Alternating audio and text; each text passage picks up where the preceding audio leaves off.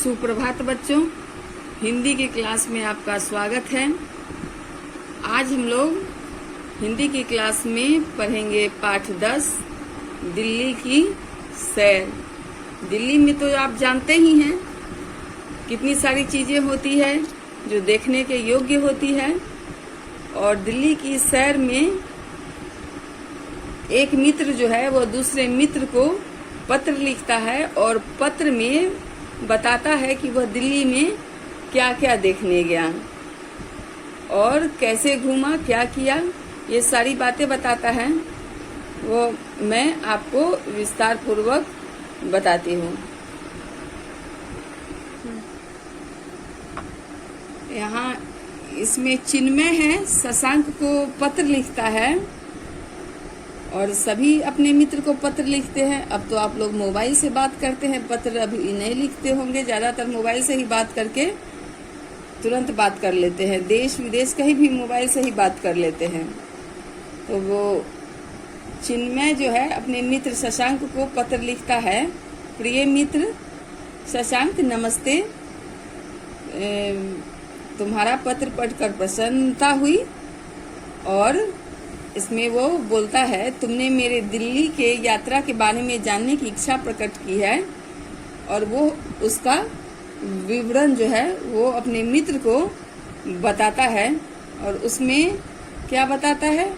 उसमें वो बताता है, हमारा 15 विद्यार्थियों का ग्रुप अपने अध्यापक के साथ 10 सितंबर को वो अपने मित्रों के साथ मित्र और अध्यापक के साथ रविवार को सुबह में 5 बजे दिल्ली के लिए बस से चल पड़ता है और लगभग 12 बजे दिल्ली पहुंच गया। बस अड्डे पर बस पकड़कर सीधा बिरला मंदिर पहुंचा और बिरला मंदिर पहुंचने के बाद वो लोग अपनी यात्रा के दौरान ठहरने की व्यवस्था की। और ठहरने की व्यवस्था के बाद सर्वप्रथम सबने स्नान और भोजन किया और थोड़ा सा विश्राम करने के बाद पूरे मंदिर को देखने चले गए। और उन्होंने पाया कि यह मंदिर जो है बिरला मंदिर बहुत ही सुंदर है और अत्यंत मनमोहक है।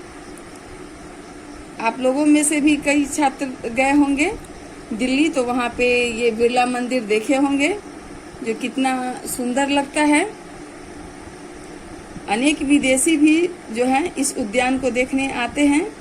यह बहुत ही दर्शनीय स्थान है और हमारे इतिहास के अनेकों वीरों की मूर्तियां यहाँ स्थापित हैं। और फिर दूसरे दिन वह कहाँ जाता है? लाल किला। लाल किला जो है वह बड़ा ही गौरवशाली मंदिर है, बहुत गौरवशाली।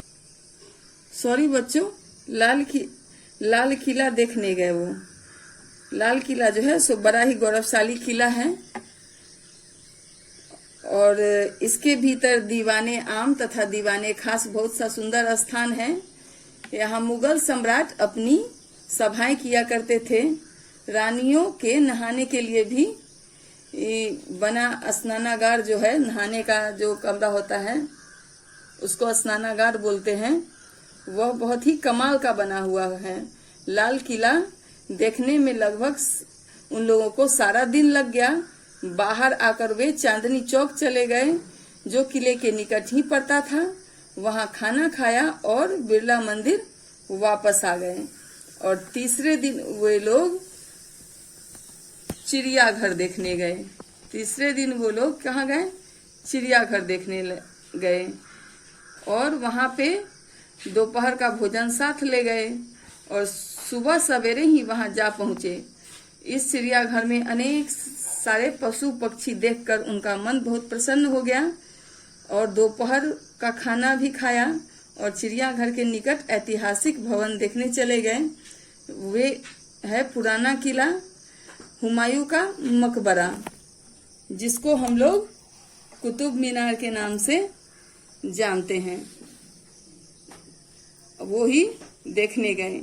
इस मीनार की ऊंचाई बहुत ज्यादा है। ऊंचाई देखकर वे चकित रह गए। एक एक करके मीनार की सीढ़ियां चढ़ते गए।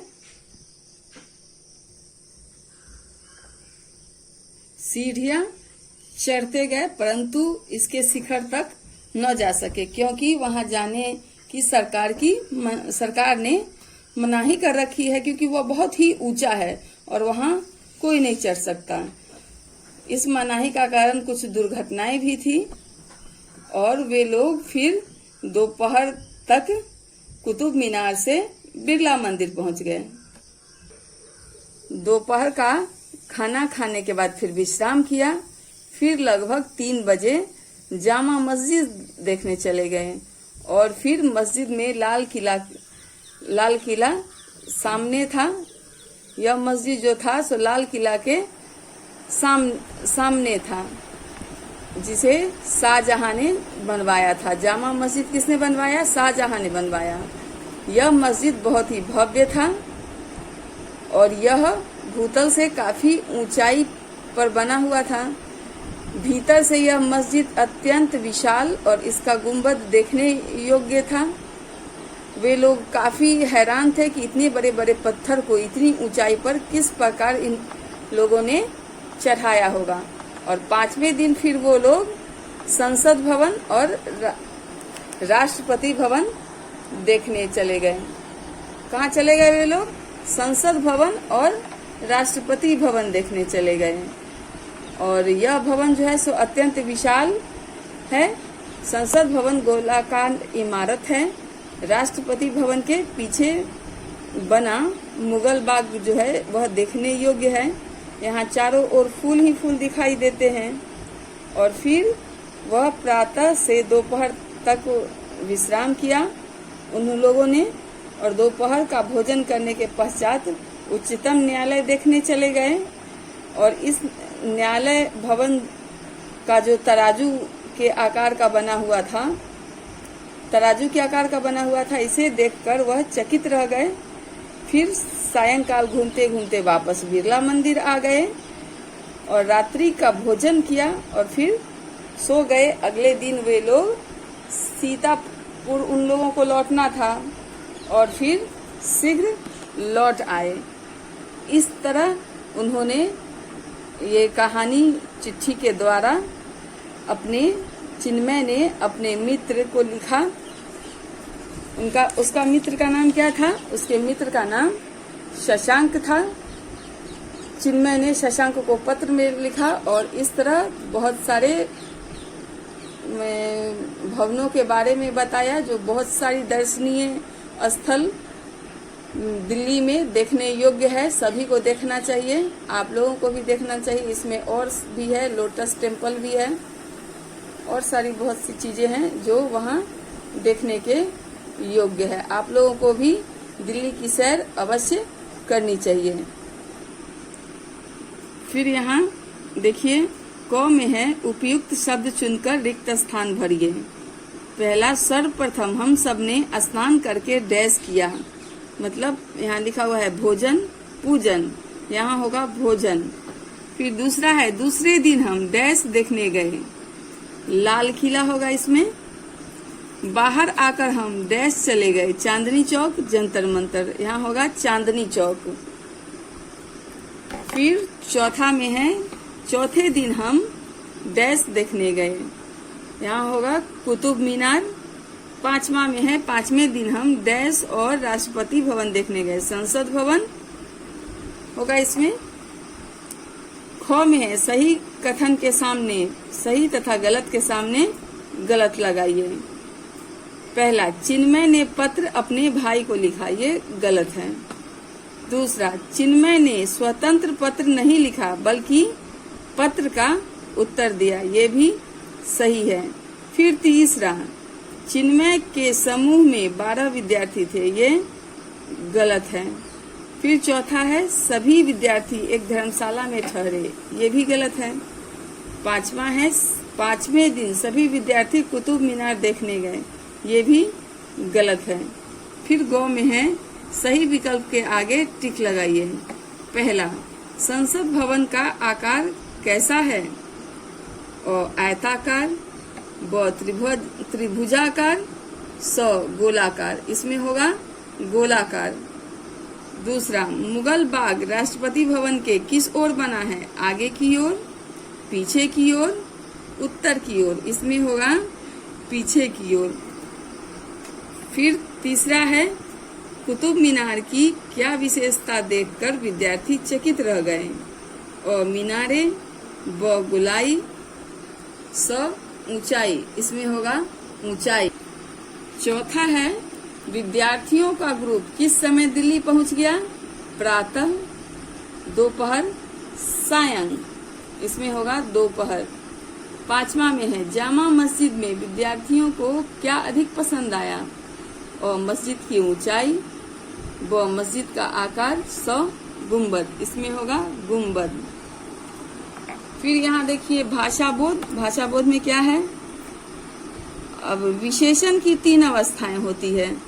पहला, मूलावस्था, केवल एक विशेष्य की विशेषता प्रकट करता है, केवल एक विशेष्य की विशेषता प्रकट करने के लिए। दूसरा, उत्तरावस्था, जब 2 विशेष्यों की आपस में तुलना हो। फिर तीसरा है उत्तमावस्था, जब एक विशेष्य को सबसे बढ़कर बताया जाता है। ये 3 अवस्था है, देख लीजिए, इसमें 3 अवस्था दी हुई है विशेषण की। और इस क में है, लिखिए निम्नलिखित वाक्यों में विशेषण की कौन सी अवस्था है, ये बताना है। पहला है, प्रिया सुंदर लड़की है।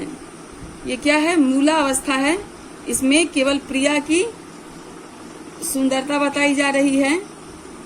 और फिर दूसरा है, मोहन सबसे ईमानदार व्यक्ति है।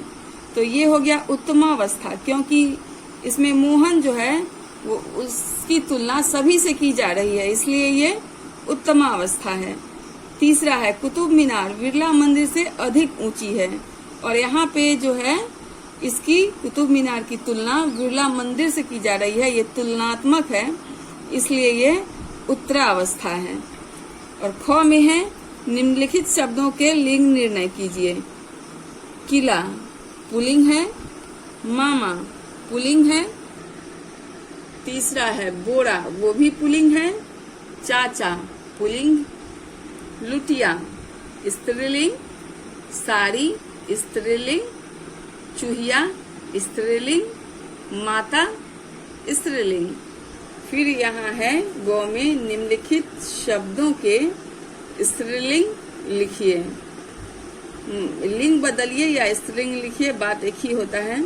यहाँ देखिए, सहपाठी, सहपाठी, यहाँ हो गया सहपाठिनी।